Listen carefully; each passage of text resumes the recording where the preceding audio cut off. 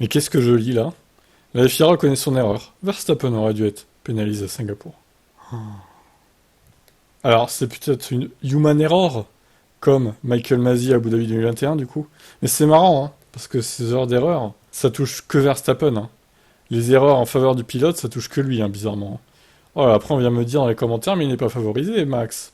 Bien sûr, on y croit. Quel scandale, putain, c'est incroyable. Surtout, le pire, c'est qu'il l'avoue une semaine après, quoi. C'est vraiment, mais... Oh. À l'approche du Grand Prix du Japon, plusieurs pilotes sont revenus sur les incidents entourant Verstappen. Par exemple, Lando Norris et Charles Leclerc ont déclaré qu'une pénalité aurait dû être distribuée et ont remis en question la cohérence de la gestion de course. La question a été soulevée lors de la réunion des patrons d'équipe vendredi.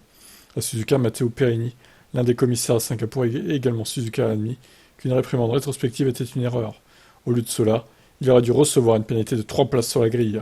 Bien sûr, ce n'est pas Verstappen mais son équipe Red Bull qui a été sanctionnée. L'équipe a été condamnée à 5000 dollars d'amende.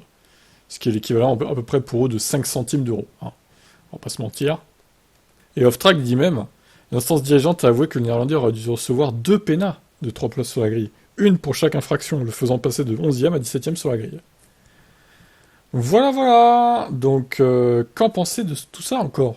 Après, on vient nous dire, mais non, Verstappen n'est pas favorisé par la FIA, vous êtes paranoïaque. Oui, d'accord, ok.